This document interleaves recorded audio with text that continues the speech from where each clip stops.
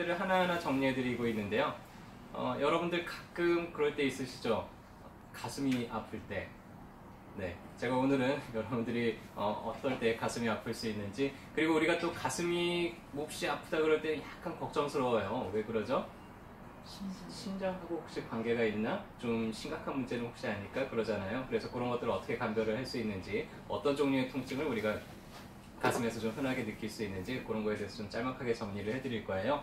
그 중에서도 특히 이 앞쪽 가슴이 아플 때, 이 근처가 통증을 느낄 때가 이제 어떤 경우가 있는지 간단하게 얘기를 해드릴 거예요.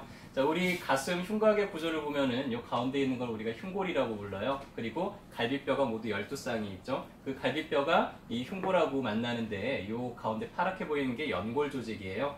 자, 이 가운데 이 사이가 연골로 되어 있다는 거는 그래도 좀 움직임이 어느 정도 있다는 얘기입니다. 그리고 그렇게 부드럽게 움직일 수 있게, 이제 뼈가 너무 단단하지 않고 연골 조직이라는 얘기인데요. 부드럽게 움직일 수 있기 때문에 여기가 비교적 좀 염증이 잘 생기는 편이에요. 움직임이 많을수록 염증이 더 잘 생기거든요. 그래서 흉골, 늑골 증후군 오늘 얘기 드릴 거는 여기가 염증이 생겨 있는 경우예요. 이 사이가. 그래서 염증이 생겨 있기 때문에 거기가 좀 붓고 만지면 아프고 좀 움직일 때 아프고 그러겠죠. 자, 주로 이제 언제 많이 생기냐면 여러분들이 이제 얼마 전에 추석 때 열심히 많이 먹고 좀 이렇게 퍼져 있다가 체중이 한 2, 3kg 늘었어요.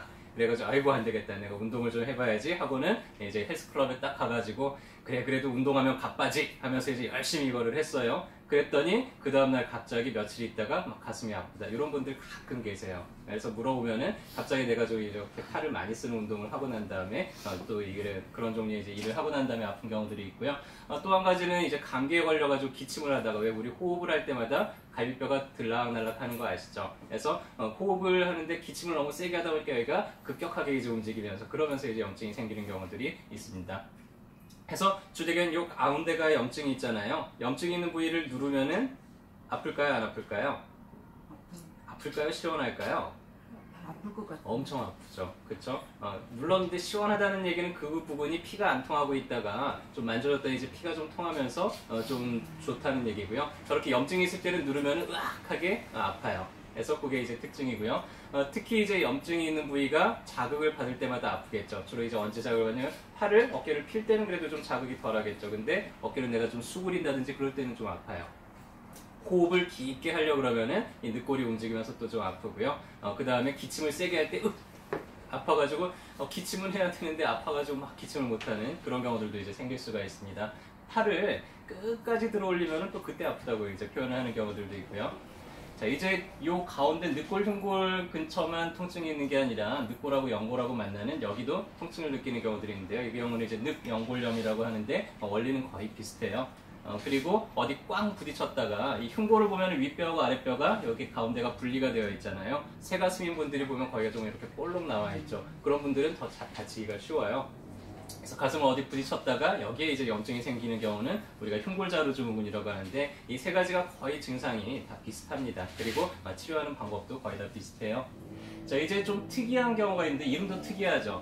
T제라고 있습니다. T제 증후군이라고 하는 게 있는데, 이 경우는 이제 아까처럼 외부 어떤 자극에 의해서, 이 마찰에 의해서 생기는 염증이 아니라 바이러스에 의해서 생기는 감염이에요. 주로 어디에 오냐면 2번, 3번 늑골 쪽에 와요. 이게 오른쪽에 올 때는 잘 안 헷갈리는데 왼쪽에 올 때는 엄청 헷갈려요. 심장이 왼쪽에 있잖아요.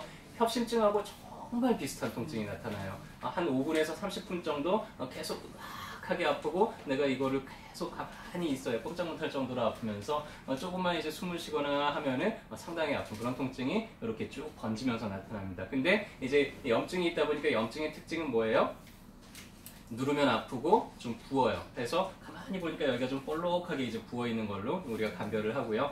협심증하고 감별은 여기 눌렀더니 으악하게 아프다. 2번, 3번 늑골 만나는 쪽을 눌러서 이제 아프다면은 우리가 이제 T제 증후군으로 감별을 하게 됩니다. 약간 열도 있을 수 있겠죠. 감염이 있으니까. 그래서 고기를 이제 눌러보면 쉽게 알 수 있고, 초음파 같은 거를 찍어보면 그 주변이 이렇게 부종이 있는 것들을 알 수가 있죠. 자, 이제 가슴이 아플 때 내가 심장 문제인가? 이제 심장 문제일 때 우리가 협심증이나 심근경색인 경우들이 상당히 많이 뻐근하게 아프죠. 통증이 난생 처음 느껴보는 아주 극심한 통증이에요. 그리고 이제 심장이 갑자기 작동을 제대로 안 하니까 혈액 공급이 잘 될까요? 안 되네. 잘 안 되겠죠. 내가 조금만 걸어도, 특히 이제 계단 같을 때 몇 계단만 올라가는데도 막 가슴이 아파서 숨이 차요. 움직이지를 못하겠어요. 자, 이런 증상이 이제 심장 문제의 전형적인 특징이에요. 식은땀을 비오듯이 하고 그리고 호흡이 곤란하면서 많이 어지러워요. 자, 이런 게 이제 아주 심한 가슴 통증하고 동반이 될 때 우리가 그때 이제 심장 문제를 좀 의심을 해보는데요. 특히 이제 심장 문제가 있을 때 통증이 좀 방산통이 생겨요. 이 가슴에서부터 시작을 해가지고 한 5분 정도에서 30분 정도 지속적으로 아픈데 통증이 점점 시간이 지나서 번져가면서 턱이나 뺨 쪽까지 왼쪽으로 해요. 심장이 왼쪽에 있죠. 그 다음에 왼쪽 팔로 새끼손가락 쪽으로 이렇게 쭉 내려가는 그런 통증들을 이제 경험을 하게 됩니다. 만약에 여러분들 주변에 있는 분이 누가 갑자기 어느 날 가슴이 너무 아파. 그래? 너 지금 좀 이제 우리 배웠잖아요. 오늘 배워서 그래, 내가 지난번에 어깨동무에서 배웠는데 내가 너의 가슴이 왜 아픈지를 알려줄게 하고 이렇게 해서 눌렀는데 별로 안 아파해요. 근데 조금 지나면서 점점 이제 숨차고 얼굴이 창백해지고 하면서 통증이 뺨에서 이제 새끼손가락 쪽으로 번져간다. 그럴 때는 꼭 떠올리세요.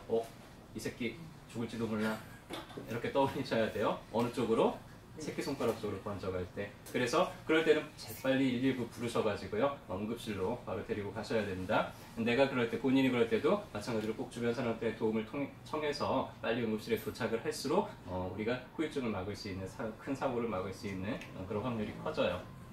자, 이제 그런 경우가 외에 이제 이 근처에서 염증으로 나타나는 통증들은요, 대부분 급성기 때는 이제 염증 부어 있잖아요. 그 붓기를, 피를 빼서 빨리 이 붓기를 빼주면은 통증이 좀 쉽게 가라앉습니다. 그리고 주겸약침을 써서 그분의 순환을 촉진시키면서 좀 재생을 촉진을 시켜주면은 통증이 금방 해결이 돼요. 어제도 그런 분이 한 분 오셨는데 똑같이 이제 아까 얘기 드린 늑골 흉골 증후군인데 만져봤더니 되게 아파졌어요. 부항 한번 떠주고 약침 한번 놔주고 했더니 그 뒤부터는 뭐 기침만 하면 막 숨만 쉬면 아파하시던 분이 숨 잘 쉬고 콜록콜록 하면서 안 아프네 하면서 어제도 잘 가셨고요. 되게 쉽게 낫습니다. 치료만 잘 하면은. 근데 이게 방치가 되면 좀 만성화가 돼요. 그래서 한 달에서 3개월 이상 계속 통증이 지속이 될 때는 그때는 이제 봉독을 사용을 하게 돼요. 벌에 쏘이면 붓고 가렵잖아요. 그런 것처럼 그 부위에 벌침을 놔서 좀 붓고 가렵게 만들면은 혈액이 평상시보다 한 10배 가까이 그 근처로 많이 모여들게 돼요. 피가 많이 모일수록 순환이 촉진이 되면서 상처 회복도 훨씬 더 빨라지겠죠.